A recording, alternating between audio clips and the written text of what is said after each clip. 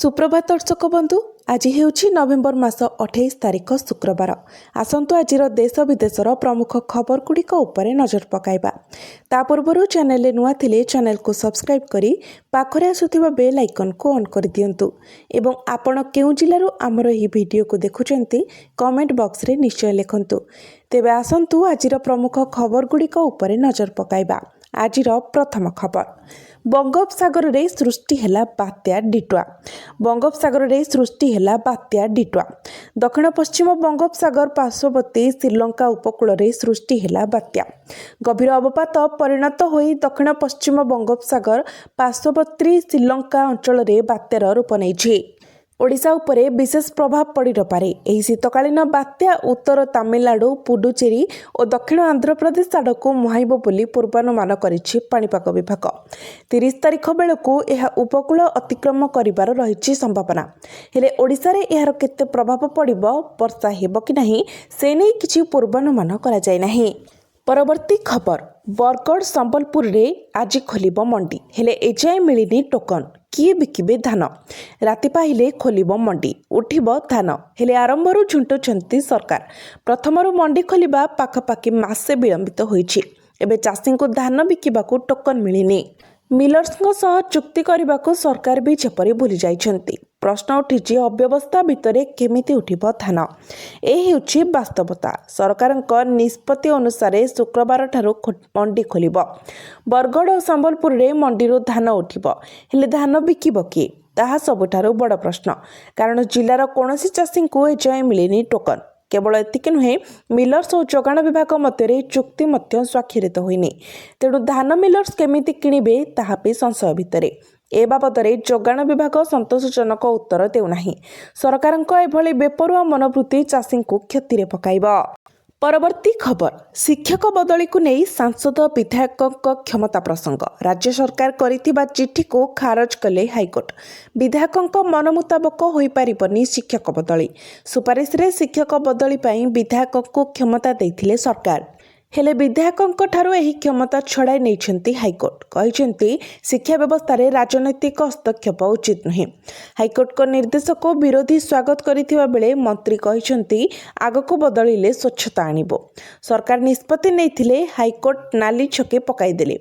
शिक्षक और शिक्षयित्री बदली पाई सांसद और विधायकों को सरकार देथिबा क्षमता को अपसारण करिसेंती हाईकोर्ट। शिक्षा क्षेत्र में राजनैतिक हस्तक्षेप को नापसंद करिसेंती हाईकोर्ट।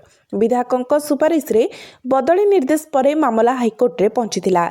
नियम उल्लंघन करी बदली करा जाउथिबा अभियोग करथिले आवेदनकारी। शुणानी करी हाईकोर्ट कहिसेंती बदली परे कार्य जोग देइथिले चलित शिक्षा वर्ष पर्यंत सेठारे रहिबे सरकार शिक्षक। आसंता शिक्षा वर्ष आरंभर 7 दिन भितरे पूर्व नियुक्ति स्थान को फेरिबे। शिक्षक बदली को नहीं हाईकोर्ट का निर्देश भितरे तेजिछि राजनीति। एही शिक्षक बदली जरिया टंका कारबार होइथिबार सांघातिक अभियोग आनिछि विरोधी बीजेडी। शासक दलर विधायक 15 शिक्षकों बदल में 100 ରୁ 150 शिक्षकों बदली पाई सुपारिश करुथिले। शिक्षा व्यवस्था व्यवसाय परिणत हो जाइतिला। कांग्रेसर जुक्ति विधायकों उपरे चाप रहुतिला। हाईकोर्ट उचित निष्पत्ति नैछंती। अन्यपटे गणशिक्षा मंत्री कहिसेंती आवश्यकता को दृष्टि रखी शिक्षक अदल बदल करा जाए। राजनैतिक हस्तक्षेप नहीं हाईकोर्ट कौन आदेश देइछंती ताहार तर्जमा हेबो। बदलिले स्वच्छता आनिबा दिगरे काम करिबो विभाग। परवर्ती खबर, ओडिशा विधानसभा रे ऐतिहासिक मुहूर्त। गृह को संबोधन कले महामहिम विधायकों को देले गुरुमंत्र। विधानसभा पाई गतकाली थिला ऐतिहासिक दिन। शीत अधिवेशन प्रथम दिन में गृह को संबोधित करथिले राष्ट्रपति द्रौपदी मुर्मू। राष्ट्रपति कहिसेंती घर बाहुडा भली लागुछि। देशर एकाधिक विधानसभा को संबोधन करिवार सुजोग पाइछि। ओडिशा किंतु अनन्य। गाँव आसीथिली साधारण झियो होई।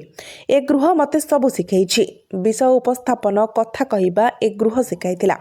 आज मो जहा होइछि ए गृह पाई। ए गृह को कोटि कोटि प्रणाम। ओ विधायक भावे प्रश्न पचारिछि, मंत्री भावे उत्तर देइछि। खुशीर कथा ହେଉଛି ଓଡ଼ିଶା ବିଧାନସଭା ପେପରଲେସ୍ ହୋଇଛି। ମୁଖ୍ୟମନ୍ତ୍ରୀ ମୋହନ ମାଝୀ ଅଳ୍ପ ଦିନରେ ଅନେକ କାର୍ଯ୍ୟକ୍ରମ ହାତକୁ ନେଇଛନ୍ତି। ଲକ୍ଷପତି ଦିଦି ପ୍ରସ୍ତୁତ କରିଛନ୍ତି।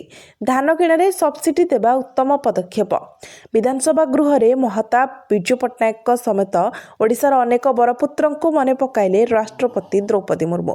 ସେ କହିଛନ୍ତି ଓଡ଼ିଶା ବିଧାନସଭାରେ ମହିଳାଙ୍କ ପ୍ରତିନିଧିତ୍ୱ ଉତ୍ସାହଜନକ। ଆଚରଣ ଓ ଉଚ୍ଚାରଣ ଠିକ୍ ରହିବା ଉଚିତ ବୋଲି ପରାମର୍ଶ ଦେଇଛନ୍ତି। ବିଧାନସଭାରେ ଅଭିଭାଷଣ ରଖିବା ପରେ ରାଷ୍ଟ୍ରପତି ବିଧାନସଭାରେ 11 ନମ୍ବର ପ୍ରକୋଷ୍ଠକୁ ଯାଇଥିଲେ। ମନ୍ତ୍ରୀ ଥିବା ସମୟରେ ରାଷ୍ଟ୍ରପତି ଏହି ପ୍ରକୋଷ୍ଠରେ ବସୁଥିଲେ। କିଛି ସମୟ ବସି ଏହି ପ୍ରକୋଷ୍ଠରେ ସେ ନିଜର ପୁରୁଣା କଥାକୁ ତାଜା କରିଥିଲେ। ଅପରାହ୍ନରେ ରାଷ୍ଟ୍ରପତି ବିଧାନସଭାରେ ପହଞ୍ଚିବା ପରେ ଗୃହରେ ସମ୍ବୋଧିତ କରାଯାଇଥିଲା। ରାଷ୍ଟ୍ରପତିଙ୍କ ସମ୍ବୋଧନ ପୂର୍ବରୁ ବାଚସ୍ପତି, ମୁଖ୍ୟମନ୍ତ୍ରୀ ଓ ବିରୋଧୀ ଦଳ ନେତା ଅଭିଭାଷଣ ରଖିଥିଲେ। ସବୁ ବିଧାୟକଙ୍କ ସହ ରାଷ୍ଟ୍ରପତି ଫଟୋ ଉଠାଇଥିଲେ। ପରବର୍ତ୍ତୀ ଖବର, ଅଲିଭ ରିଡଲେ କଇଁଛଙ୍କ ମିଳନ ଋତୁ ଆରମ୍ଭ। କଇଁଛଙ୍କ ଅଣ୍ଡାଦାନ ପାଇଁ ଜାରି ହେଲା କଟକଣା। ଶୀତର ଆଗମନ ସହିତ ଓଡ଼ିଶା ଉପକୂଳ ଏବେ ବିଦେଶୀ ଅତିଥି ଅଲିଭ ରିଡଲେ କଇଁଛଙ୍କ ପାଇଁ ଚଳଚଞ୍ଚଳ ହୋଇଉଠିଛି। ବର୍ତ୍ତମାନ ସମୟରେ ଅଲିଭ ରିଡଲେ କଇଁଛଙ୍କ ମିଳନ ଋତୁ ଚାଲିଛି। କଇଁଛଙ୍କ ସୁରକ୍ଷାକୁ ଦୃଷ୍ଟିରେ ରଖି ରାଜ୍ୟ ବନ ବିଭାଗ ପକ୍ଷରୁ ବ୍ୟାପକ ବ୍ୟବସ୍ଥା ଗ୍ରହଣ କରାଯାଇଛି। ସମୁଦ୍ର ମଧ୍ୟରେ କଇଁଛଙ୍କ ମିଳନ ପ୍ରକ୍ରିୟା ଚାଲିଥିବାରୁ ମାଛଧରା ଉପରେ କଡ଼ା କଟକଣା ଜାରି କରାଯାଇଛି। ବିଶେଷ କରି ଯାନ୍ତ୍ରିକ ଡଙ୍ଗା ଓ ଟ୍ରଲର ଚଳାଚଳ ଉପରେ ରୋକ ଲଗାଯାଇଛି। କାରଣ ଟ୍ରଲର ମାଡ଼ରେ ଅନେକ ସମୟରେ କଇଁଛଙ୍କ ମୃତ୍ୟୁ ଘଟିଥାଏ। ଅଲିଭ ରିଡଲେଙ୍କ ପ୍ରଜନନ ସମୟରେ ସ୍ଥାନୀୟ ଅଞ୍ଚଳକୁ ଏକ ହାଇ ସିକ୍ୟୁରିଟି ଜୋନ୍ ବା ଉଚ୍ଚ ସୁରକ୍ଷା ବଳ ଭାବେ ଘୋଷଣା କରାଯାଇଛି। ବନ ବିଭାଗର ସ୍ୱତନ୍ତ୍ର ଟିମ୍ ଦିନରାତି ସମୁଦ୍ରରେ ପେଟ୍ରୋଲିଂ କରୁଛନ୍ତି। ବେଆଇନ ମାଛ ଧରାକୁ ରୋକିବା ପାଇଁ କଡ଼ା ନଜର ରଖାଯାଇଛି। ଆଗକୁ କିଛି ଦିନ ପରେ ମିଳନ ପ୍ରକ୍ରିୟା ଶେଷ ହେଲେ ଲକ୍ଷ ଲକ୍ଷ କଇଁଛ ସମୁଦ୍ର ବେଳାଭୂମିକୁ ସମୂହ ଅଣ୍ଡାଦାନ ପାଇଁ ଆସିବେ। ସେହି ସମୟରେ କଇଁଛଙ୍କ ସୁଅ ଛୁଟିବ। ପରବର୍ତ୍ତୀ ଖବର, 91 ନୁହେଁ 36 ଜଣଙ୍କ ଦରମା ବନ୍ଦ। କଟକ ପ୍ରଶାସନ ଉପରେ ମୁଖ୍ୟମନ୍ତ୍ରୀଙ୍କ ଅଭିଯୋଗ ପ୍ରକୋଷ୍ଠ ଖପ୍ପାକୁ ନେଇ ଦରମା ବନ୍ଦ ପ୍ରସଙ୍ଗ। ସାନି ସଂଶୋଧନ ତାଲିକା ଜାରି କରିଛି କଟକ ଜିଲ୍ଲା ପ୍ରଶାସନ। 91 ଜଣଙ୍କ ସ୍ଥାନରେ ପ୍ରଶାସନ 36 ଜଣଙ୍କର ବନ୍ଦ କରିଛି। ବରିଷ୍ଠ ପାହ୍ୟା ଅଧିକାରୀମାନେ ପୂର୍ବ ତାଲିକାରୁ ବାଦ ପଡ଼ିଛନ୍ତି। ଏନେଇ ଅତିରିକ୍ତ ଜିଲ୍ଲାପାଳ ଶିବ ଟପ୍ପୋ ସୂଚନା ଦେଇଛନ୍ତି। ଗତକାଲି ପ୍ରକାଶିତ ବିଜ୍ଞପ୍ତି ମୁତାବକ କଟକ ଗ୍ରାମାଞ୍ଚଳ ଏସ୍ପି, ସିଏମ୍ସି କମିଶନର, ଜିଲ୍ଲା ମୁଖ୍ୟ ଚିକିତ୍ସା ଅଧିକାରୀଙ୍କ ସମେତ 91 ଜଣ ସରକାରୀ ଅଧିକାରୀଙ୍କ ଦରମା ବନ୍ଦ ପାଇଁ ନିର୍ଦ୍ଦେଶ ହୋଇଥିଲା।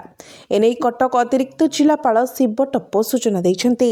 ପରବର୍ତ୍ତୀ ଖବର, 2 କୋଟିରୁ ଅଧିକ ମୃତ ବ୍ୟକ୍ତିଙ୍କ ଆଧାର ନମ୍ବରକୁ ନିଷ୍କ୍ରିୟ କଲା ୟୁଆଇଡିଏଆଇ। ନିଷ୍କ୍ରିୟ ହେଲା 2 କୋଟି ଆଧାର ନମ୍ବର। 2 କୋଟିରୁ ଅଧିକ ମୃତ ବ୍ୟକ୍ତିଙ୍କ ଆଧାର ନମ୍ବରକୁ ନିଷ୍କ୍ରିୟ କଲା ୟୁଆଇଡିଏଆଇ। ଭାରତୀୟ ସ୍ୱତନ୍ତ୍ର ପରିଚୟ ପ୍ରାଧିକରଣ ଦେଶବ୍ୟାପୀ ଚଳାଉଥିବା ଆଧାର ସ୍ୱଚ୍ଛ ଅଭିଯାନରେ ମୃତ୍ୟୁବରଣ କରିଥିବା 2 କୋଟିରୁ ଅଧିକ ଲୋକଙ୍କ ଆଧାର ନମ୍ବରକୁ ନିଷ୍କ୍ରିୟ କରିଛି। ଆଧାର ଡାଟାବେସ୍ରେ ଅଖଣ୍ଡତାକୁ ସୁରକ୍ଷିତ ରଖିବା ଏବଂ ପରିଚୟ ପ୍ରମାଣପତ୍ରର ଅପବ୍ୟବହାରକୁ ରୋକିବା ପାଇଁ ଏହି ପଦକ୍ଷେପ ନିଆଯାଇଛି ବୋଲି ସରକାର ସୂଚନା ଦେଇଛନ୍ତି। କୌଣସି ବ୍ୟକ୍ତିଙ୍କର ମୃତ୍ୟୁ ହେଲେ କଲ୍ୟାଣକାରୀ ଲାଭ ପାଇବା ପାଇଁ ସମ୍ଭାବ୍ୟ ପରିଚୟ ଜାଲିଆତି କିମ୍ବା ଆଧାର ନମ୍ବରର ଅନଧିକୃତ ବ୍ୟବହାରକୁ ରୋକିବା ପାଇଁ ଆଧାର ନମ୍ବରକୁ ନିଷ୍କ୍ରିୟ କରିବା ଆବଶ୍ୟକ। ପରିବାର ସଦସ୍ୟଙ୍କ ଦ୍ୱାରା ଦାଖଲ କରାଯାଇଥିବା ସୂଚନାର ଯାଞ୍ଚ ପ୍ରକ୍ରିୟା ଅନୁସରଣ କରି ମୃତ ବ୍ୟକ୍ତିଙ୍କ ଆଧାର ନମ୍ବରକୁ ନିଷ୍କ୍ରିୟ କିମ୍ବା ଅନ୍ୟଥା ପରବର୍ତ୍ତୀ କାର୍ଯ୍ୟାନୁଷ୍ଠାନ ଗ୍ରହଣ କରାଯାଏ। ପରବର୍ତ୍ତୀ ଖବର, ରାଜ୍ୟ ବସ୍ ମାଲିକ ସଂଘର ବନ୍ଦ ଡାକରା ପ୍ରତ୍ୟାହୃତ। ଡିସେମ୍ବର 1 ତାରିଖରୁ ବସ୍ ବନ୍ଦ ଡାକରା ନିଷ୍ପତ୍ତି ପ୍ରତ୍ୟାହୃତ କରିଛନ୍ତି। ପରିବହନ ବିଭାଗ ସହ ଆଲୋଚନା ପରେ ପ୍ରତ୍ୟାହୃତ ହୋଇଛି। ପୋଲିସ ଚେକିଂ ବ୍ୟବସ୍ଥା ଲାଗୁ ହେବନି, ପ୍ରତିଶ୍ରୁତି ପରେ ପ୍ରତ୍ୟାହୃତ କରିଛନ୍ତି। ନିକଟରେ ରାଜ୍ୟରେ ଗାଡ଼ି ଚେକିଂ ପାଇଁ ପୋଲିସକୁ ଅତିରିକ୍ତ କ୍ଷମତା ପ୍ରଦାନ ନେଇ ଖବର ଆସିଥିଲା। ଏହି ଖବର ପରେ ତୀବ୍ର ପ୍ରତିକ୍ରିୟା ପ୍ରକାଶ ସହ ଏହାର ପୁନର୍ବିଚାର ନ କଲେ ବ୍ୟବସ୍ଥା ଲାଗୁ ଦିନ ଠାରୁ ପ୍ରତିବାଦ ସ୍ୱରୂପ ବସ୍ ଚଳାଚଳ ବନ୍ଦ କରିବାକୁ ସଂଘ ଚେତାବନୀ ଦେଇଥିଲା। ପରବର୍ତ୍ତୀ ଖବର, ଶ୍ରୀମନ୍ଦିର ଆଲୋକୀକରଣ ଖର୍ଚ୍ଚ ହେବ 17 କୋଟି ଟଙ୍କା। ଶ୍ରୀମନ୍ଦିର ଆଲୋକୀକରଣ ହେବ, ଏଥିପାଇଁ ଖର୍ଚ୍ଚ ହେବ 17 କୋଟି 12 ଲକ୍ଷ। ଏହି ଅର୍ଥ ଅବଢ଼ା ଯୋଜନାରେ ଖର୍ଚ୍ଚ କରିବା ପାଇଁ ଶ୍ରୀମନ୍ଦିର ପ୍ରଶାସନ ସରକାରଙ୍କୁ ଅନୁରୋଧ କରିବ। ଭାରତୀୟ ଏଏସ୍ଆଇ ପ୍ରସ୍ତୁତ କରିଥିବା ଡିପିଆର୍କୁ ମୋହର ମାରିଛି ପରିଚାଳନା କମିଟି। ସୂଚନା ମୁତାବକ 2021 ମସିହାରେ ଏଏସ୍ଆଇ ଶ୍ରୀମନ୍ଦିର ଭିତରେ ଫେକ୍ଟ ଇଲୁମିନେସନ ପ୍ରୋଜେକ୍ଟ ପ୍ରସ୍ତୁତି କରିଥିଲା। ଏଥିରେ ଅଁଳା ବେଢ଼ାଠାରୁ ଆରମ୍ଭ କରି ମେଘନାଦ ପାଚେରୀ ଜଲସୁଥିଲା। ଦାମୀ 3D ଲାଇଟ୍ ସଂଯୋଗ କରାଯାଇଥିଲା। एथिपाई 1.5 कोटी व्ययबराद होइथिला। केंद्र सरकारଙ୍କ जलशक्ति मंत्रालय अधीन थिबा मिनी रत्न कंपानी वापकोस को एही कामरे ठिका दिया जाइथिला। सेपटे गुंडीचा मंदिर स्थिति अनुध्यान परे श्रीमंदिर मुख्य प्रशासक अरविंद पाढ़ीଙ୍କ प्रतिक्रिया रखिछन्ति। आसंता 1 तारिखରୁ परीक्षामूलक भावे खोलिब गुंडीचा मंदिर। जड़े भक्तों पिछा टिकेटर मूल्य 10 टंका रहिबो। 5 वर्षरू कम और 80 वर्षरू अधिक और दिव्यांग भक्तों पाई प्रवेश निःशुल्क। प्रतिदिन सकाळ 6 ରୁ संध्या 6टा पर्यंत 12 घंटा खोलिब गुंडीचा मंदिर। केवल शीत दिन में नवेम्बर ରୁ फेब्रुआरी मास सकाळ 6 ରୁ संध्या 5टा पर्यंत खोलाजिब गुंडीचा मंदिर। सिंहद्वार दे भक्तों प्रवेश और प्रस्थान व्यवस्था रहिबो बोली अरविंद पाढ़ी कहिसेंति।